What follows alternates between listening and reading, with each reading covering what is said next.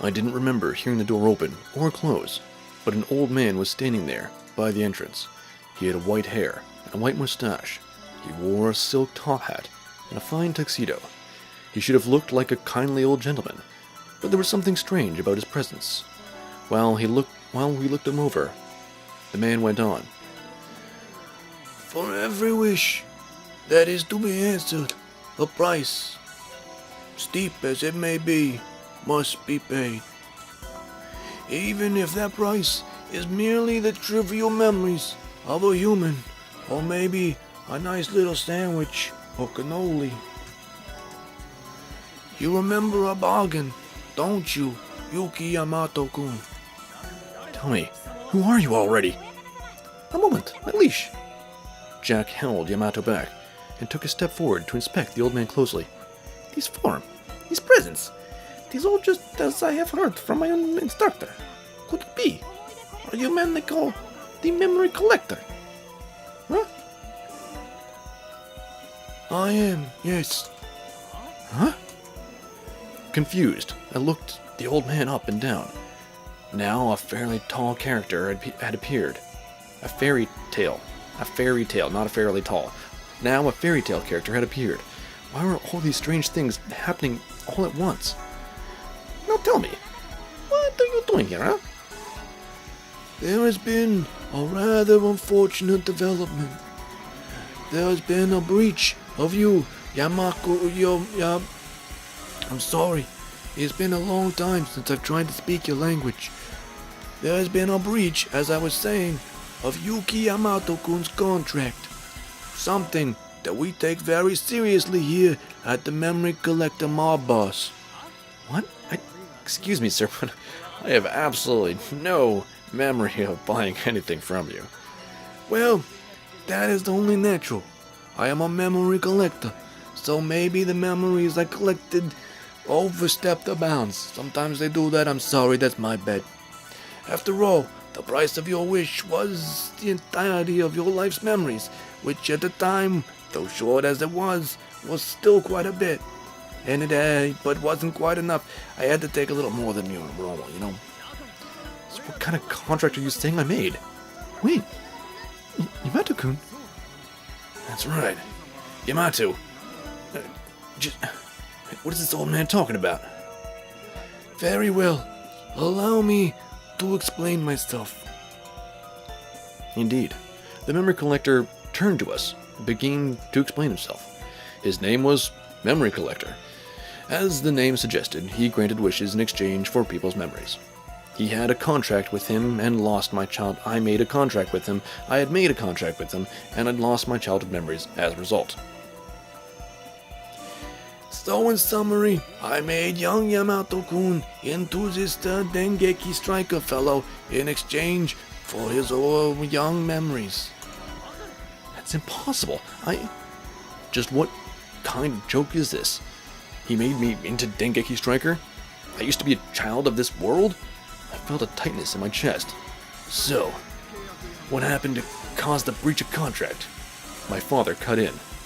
As it happens, I seem to have lost the memories I received from him, which might mean they are being restored to him, or that perhaps he has stolen them, or I don't know, maybe I just left them in my other pants. I only have the 2 pairs of pants, and I can only find the 1 pair of pants right now, and maybe they're in the other, because sometimes I put memories just in the right pocket here, just, by you might put your wallet, but sometimes I put some memories in there. And I don't, and I don't know what the pants, I don't know. The memories were absorbed by a fellow called Mirror, possibly while he was working in a laundromat. Mirror? Is that why he was calling me father? Mirror? Is he a bad person too? He is the most vile of villains. You met him there back on the roof. What? The monster has my leash's memories? Wait a minute. You can't possibly believe this ridiculous story. Oh dear. You still do not believe me. Allow me to illuminate you. No, it's not. It's preposterous. How? How can I believe you when you don't even have any proof? The proof you so desperately seek is right here. The memory collector drew a sheet of paper out of his breast pocket. Look at the signature on this contract. You signed this long ago, did you not? I don't know what you're talking about. I really didn't. I had never seen the contract before in my life. In this case, in that case, in such a case, allow me to show you a bit of your past, or a past. You know, it's, like I said, I don't have all your memories because they were in a pocket, and I don't know where those pants are. Anyways, it's very complicated. You know, the whole thing of collecting memories is much more complicated than it seems. You know, people just say, hey, maybe I could take a memory, and then I could give this guy a thing, but you know, it's not as simple as this. As he spoke, the world around me faded. A scene played out before my eyes. Then, make me Dengeki Stryker. As you wish, but you will owe me a favor, for I will do you the favor for the favor. The man gave a big smile and nodded. Just as I said, just sign this contract in a totally legal binding way. Don't worry, your age will not be taken into consideration to your ability or your mindset when you go to sign it. It's totally legally binding, even in the future. Anyways, it will be all done. The man pulled out a sheet of thick white paper. A contract. Is that what he called it? What does sign mean? Do you see this line? Just write your name right here in a totally legible and binding way. Okay. The old man gave me a pen and pointed to a spot on the paper. I wrote down my name, Yuki Yamato. Ah, there we are. The contract is complete. From this moment on, you are this, Dengeki Stryker fellow you've always wanted to be or whatever. But because you are young and your memories are so few, I'm afraid I will have to take every memory you've ever had. Plus, you know, maybe a couple extras, just, you know, for fun. Also, I'm gonna make a couple of memories of my own, and then I'm gonna take those too. Uh-huh. What just happened? There are real events from your past. I cannot return your memory to you, so I can only show you the things that happened. The memory collector spoke lightly. Could I believe what I had just seen? Now, the 5th article of the contract reads, if you will remember from, well, you won't remember, but if you had read the fine print and noticed it at the time, you might... Listen, alright, this is what it says. As such, the signatory, in this case Yu Yam, accepts all liability for any issues that come up in the fulfillment of the terms of the contract. In the event of a breach of contract, the problem must be remedied by the signatory within 8 hours of notification by the memory collector, me. In the event of the breach cannot be remedied, the contract will become void. What the fuck does that... I don't speak legalese. In layman's terms, I mean, you could take it to mean that you have about 8 hours to kill me or recover my memories for me. If you fail, then everything you have brought into this world will be destroyed. Including yourself, of course. No. The others looked at me, wide-eyed. Damn it. It couldn't be true. It was all such nonsense. What the fuck? I don't believe it. I cannot believe it. I mean, is that all you have to say? Is that... Why are you being the stubborn one, huh? Well then, why don't I have a look in the mirror, yeah? What?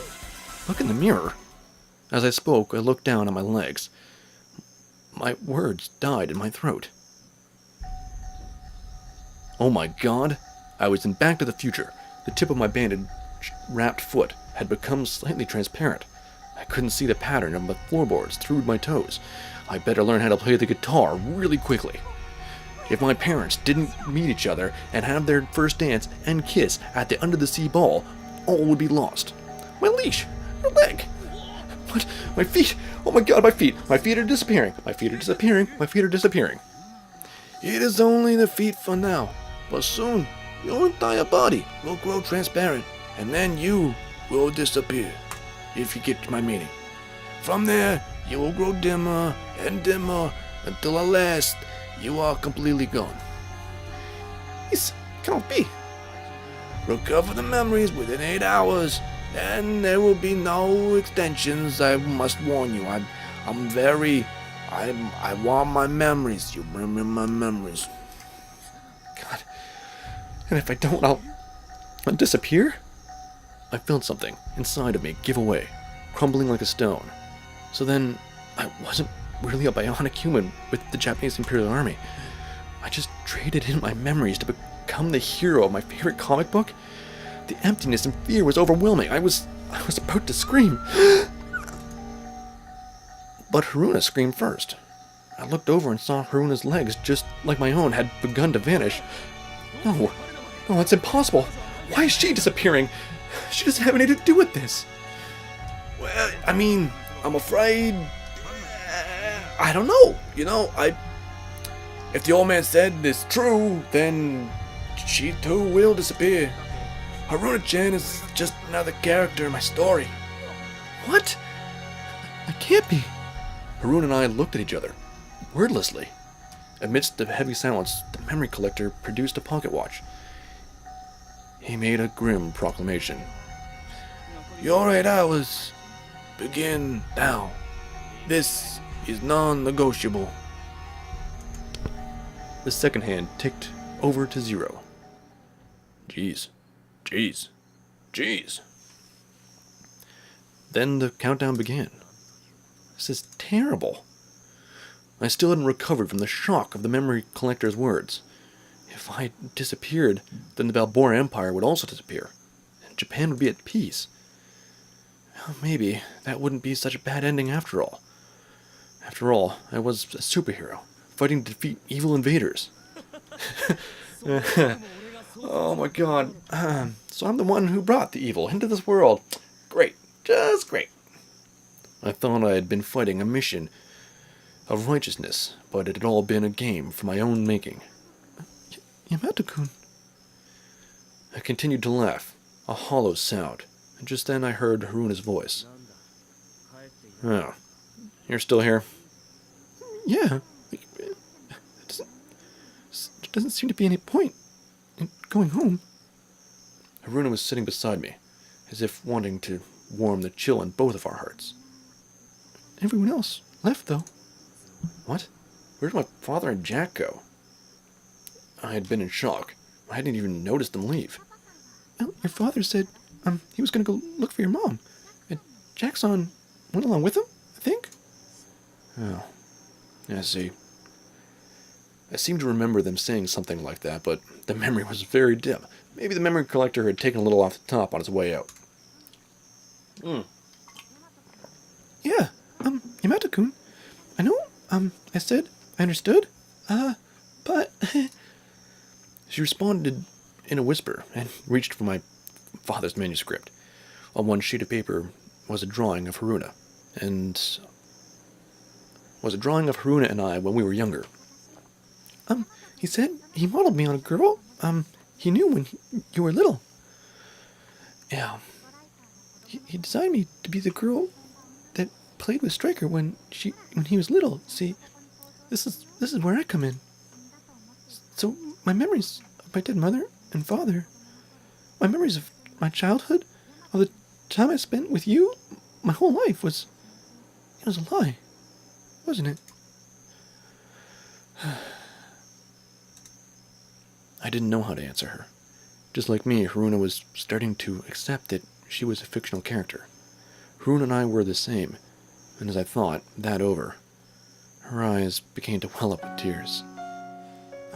Am I just gonna disappear? I'm a fabrication. I don't want to die without getting a chance to make real memories. Everything about us is a lie. There wasn't even a single fragment of truth to it, was there? I felt a stabbing pain in my chest as Haruna began to sob. The words came unbidden to my lips. Not everything was a lie, Haruna. What? It wasn't all a lie. There was one thing that was real. I grabbed Haruna's shoulders and looked at her straight into her face. Straight into her face. Yamato-kun. I was given memories of being a soldier. I took my orders as absolute and worked towards national defense without regard for anything else. But it turns out, those orders never existed. There was nothing for me to protect. But there was still one thing inside me, all of it. Inside all of it, there was one truth. There was truth inside all of it. One thing that I really did have to protect. What is that? If I can't protect you, I can't be a superhero. I can't be Dengeki Stryker. It was the first time I had said the name, Dengeki Stryker, the hero's name. The words set my blood rushing, as my still heart began to beat again. I want to protect you.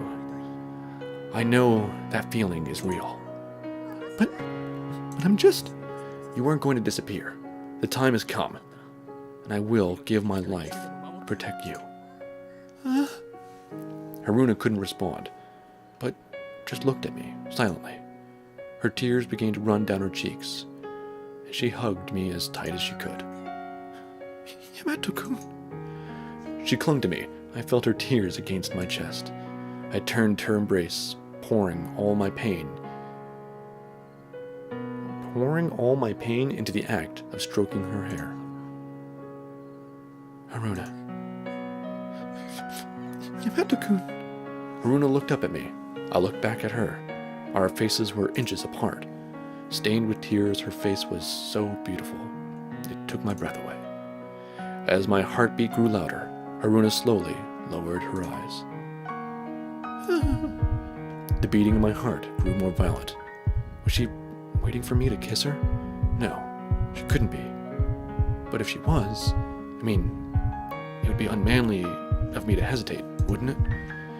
My heart was so conflicted. Not that I'm making excuses, but it had been ages since I'd put any thought into matters of love. Yamato-kun? While I continued to think it over, Haruna put her hands on my shoulder. She drew her face closer. It was too late to back out now. I hardened my resolve, held Haruna tight, and softly brushed her lips with mine. Mwah! The moment our lips touched, I felt a heat welling up inside of me. Her lips were so soft.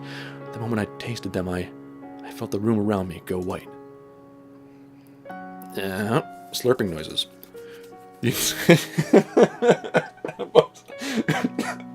The most romantic thing I could say. The instincts I had spent so many years repressing came flooding back in an instant. My body was so hot, it felt numb. To make matters worse, Haruna began to whisper to me. I love you. I've always loved you. Ever since we were little. You weren't ever technically little. I couldn't remember her right away. I couldn't answer her right away. I couldn't remember her either. I was off in somewhere. Her words soaked into my heart, melting the part of me that was frozen inside. Hey, would you kiss me again? As she requested, I gave her another light kiss. Mwah! Our kisses grew slightly longer now. I savored the sweetness of her lips. Yamato's body began to itch from the sensation of the soft, slender body in his arms. He was still a young man, after all.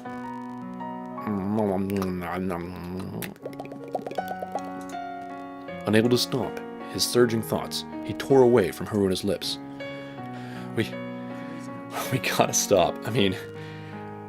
It'd be dangerous to go any further. Dangerous? I think, I'm still a man, after all. Huh?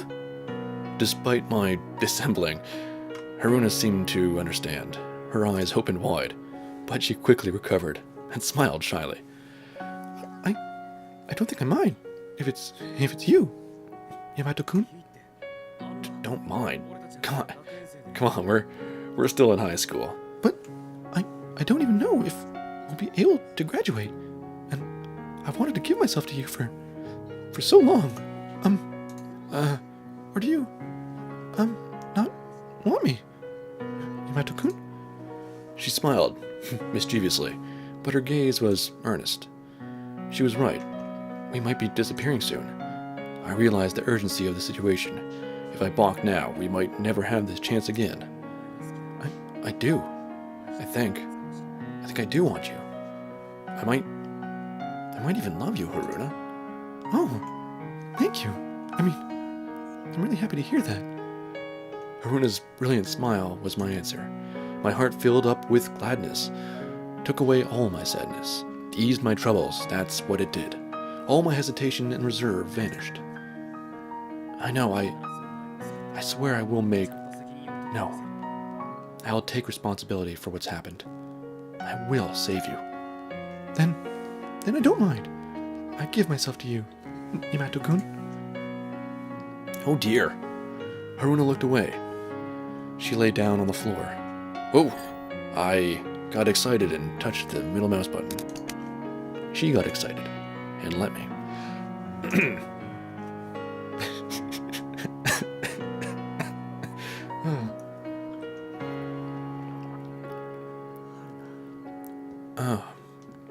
Haruna? I have no more regrets. Now. Thank you, Yamato-kun. Don't act like this is the end. I mean, this is just our first time, and it'll get better. I promise. And it won't be our last. We have a lot more memories to make together, right? Yeah. You're right. But, I mean, if it's gonna happen, I really gotta stop being a coward. I mean, I gotta just take the bull by the horns, or, well, you know what I'm saying. Yamato-kun, I'm glad you're back to normal. Yeah. Anyways, I'll do whatever I can. Haruna snuggled up to me, and I embraced her. A new sense of determination shined in my eyes. Aww. Sexy times. Sexy times.